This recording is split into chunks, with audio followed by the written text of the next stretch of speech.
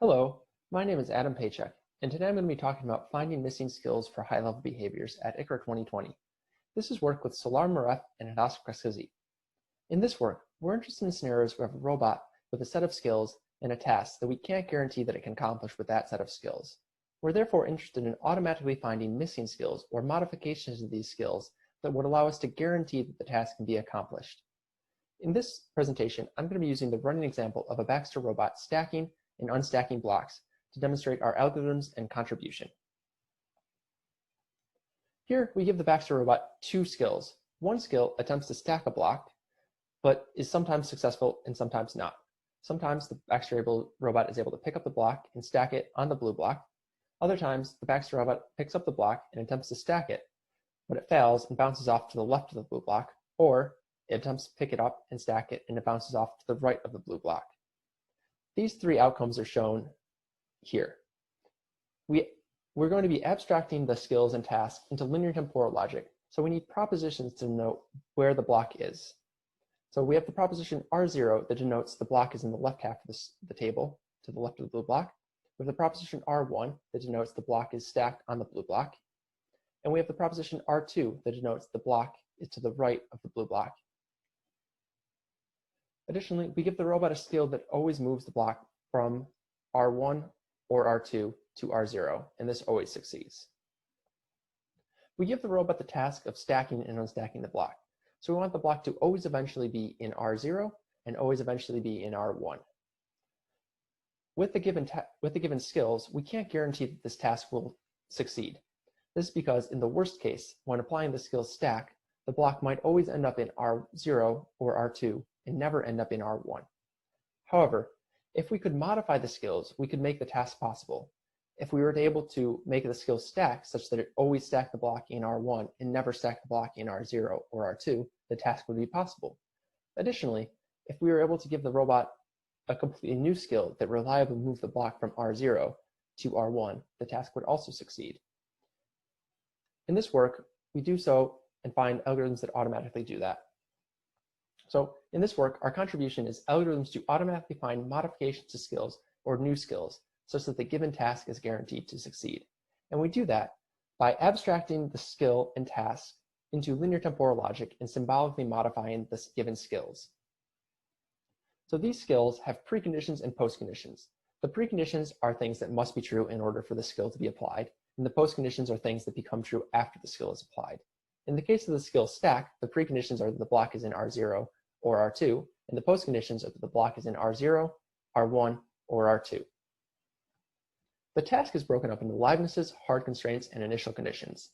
Livenesses, or the goals the user has for the robot, are things that should always eventually happen. In this example, the livenesses are the block should always eventually be in R0 and always eventually be in R1. And the hard constraints are things that should always hold. In this example, one hard constraint is that only one skill can be applied at a time. So the robot can only apply move to R0 or stack or neither. In general, this could also include things like avoiding a region. Lastly, we have the initial conditions, and these are things that are true at the start of the task. In this example, the initial condition is that the block is in R0 and no skill is being applied. We can then encode the skills and the task into the generalized reactivity 1 or GR1 fragment of linear temporal logic. An example of how we do this is for the skill stack, we can encode the preconditions in the formula specifying that when the preconditions are false, the skill stack cannot be applied. And we can encode the postconditions in a formula that says when the skill stack is applied, one of the preconditions becomes true next. We can do the same for the livenesses, hard constraints, and initial conditions.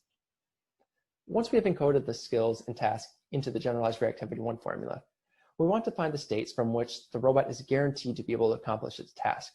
We do so by using a fixed point computation where we find the set of states from which the robot can achieve one liveness goal, and then the next liveness goal, and then so on until we find the set of states from which the robot can achieve all of the liveness goals. We call this set of states the set of winning states. If at any point we find that the robot can't achieve one of the liveness goals, we need to modify the skills the robot has in order to make it achieve that liveness goal. Once we've found the set of winning states that can achieve all the liveness goals, we check that the set of states satisfying the initial conditions are included in that set of winning states. If they're not, we also need to modify the set of the set of skills available to the robot in order for the initial conditions to be contained inside the set of waiting states. We modify the skills by either restricting the postconditions or relaxing the preconditions. When we say we restrict the postconditions, we mean, for example, in the case of the skill stack, we don't allow some of the postconditions to be happen anymore, so the skill becomes more accurate. When we relax the preconditions, we allow the skill to be applied from more areas and make it applicable from a more general set of states. So in the case of the skill stack, initially it's only applicable from R0 or R2, but we could add the precondition of R1 so it's applicable from anywhere.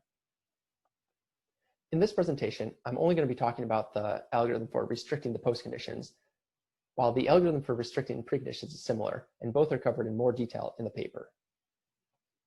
So for the set of algorithm restricting the postconditions, we start with a set of waiting states, which we call Z. And this is a set of states from which the robot could achieve all of the previous liveness goals. In this example, set Z starts off to be the block being in R1. We then find a set of states which we call Y, from which if the robot is here, it can choose a valid skill to get to Z. In this example, only R1 is contained in Y. Next, we find the set of states, X, from which if the robot is in these set of states and applies a skill, it may end up in Y, but it may not end up in Y. So for example, if the skill stack is applied from R0, sometimes it ends up in Y and sometimes it doesn't. We want this skill to always end up in Y. And so we remove these postconditions from the skills in X, such that they always end up in Y. Therefore, we expand the set of waiting state Z to include X and allow this livenesses to be achieved, or the initial conditions to be achieved.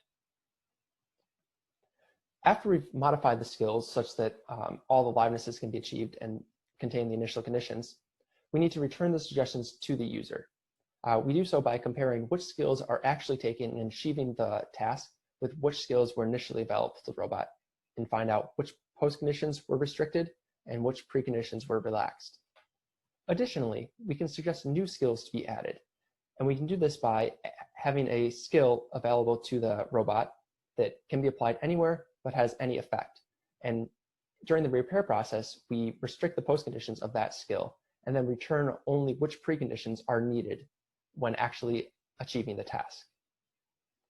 So now we're going to show a few examples of our repair process. So we've been using the example of the Baxter robot stacking blocks. So, right, it has the skill stack and the skill move to R0, and the task of always eventually stacking and unstacking the block. Our repair process suggests that we can either restrict the postconditions of the skill stack by not allowing the block to end up in R0 or R2, or add a completely new skill that moves the block from R0 to R1 reliably. It's up to us, the user, to decide which of these suggestions to implement and how to implement it. We choose to implement the restricting the postconditions of stack by modifying the skill stack such that the Baxter arm drops the block from a lower height and always successfully stacks the block on the blue block.